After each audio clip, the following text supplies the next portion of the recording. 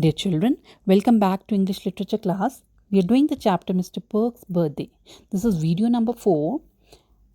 So till now we had seen that 3 children, Bobby, Peter, Phyllis, they planned to celebrate Mr. Perks's birthday, and for this they collected the gifts from the villagers as they themselves were very poor.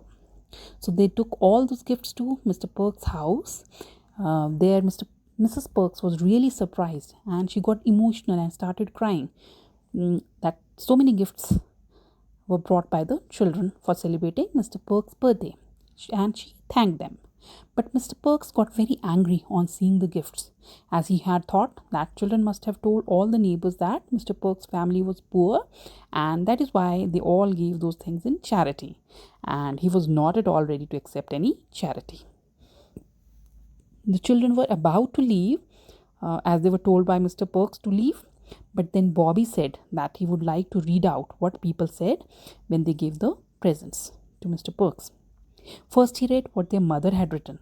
She had given the little clothes, the old frocks of her children to Mr. Perks' children and hoped that he won't feel offended or upset, thinking it to be charity.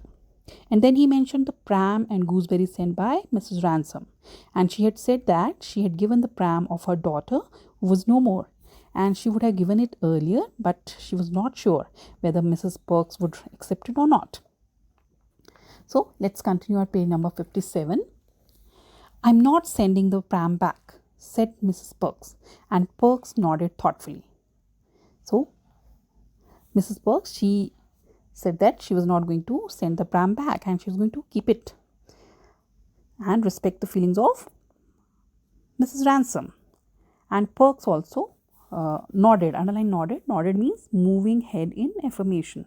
So he thought something and he also moved his head in affirmation, and he also agreed to keep the pram. "Then the shovel, Mr. James the ironsmith made it for you himself. He said it was a pleasure to make something for a man, as he is so much respected," said Bobby. And then the next gift was given by Mr. James, the ironsmith, underline ironsmith, who works in iron.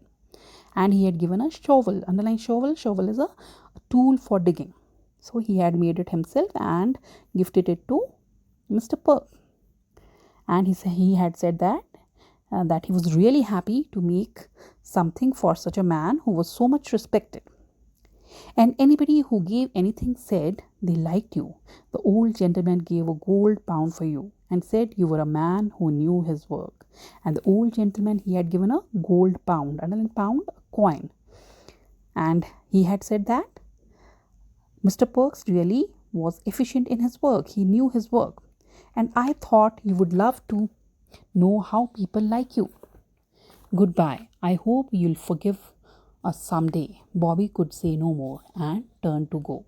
So this is how Bobby explained how people really liked him, and he said that someday he's going to forgive them, and turned to go out. "Stop," said Perks, still with his back to them. "I take back every word I said." He turned to face the children. "I'm very pleased, not so much with the presents, but the kind respect of our neighbors." There were tears in his eyes, but no one said a word about them, for fear he would get angry again. So, as the children were about to move out of the house, at that time, Perk said, "Stop." And he said that he was ready to take every word, whatever he had said.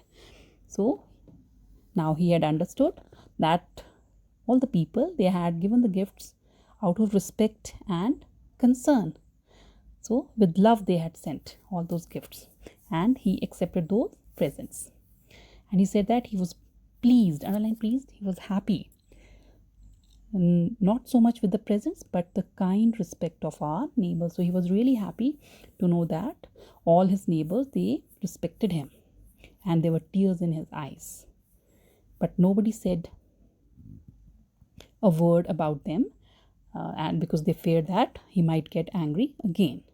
Everything was fine after that. Mr. Perks's children, who had run out into the garden when they heard their father shouting, now came in. Now everything was fine. Now Mr. Perks had cooled down and he had accepted all those gifts and everybody was happy. So Mr. Perk's children who had gone out of the house into the garden, they had gone into the garden when their father started shouting. So now they also came back inside. So they all had tea together and toasted Mr. Perk's health. So underline toasted. Toasted means drink to Mr. Perk's health by raising one's glass together.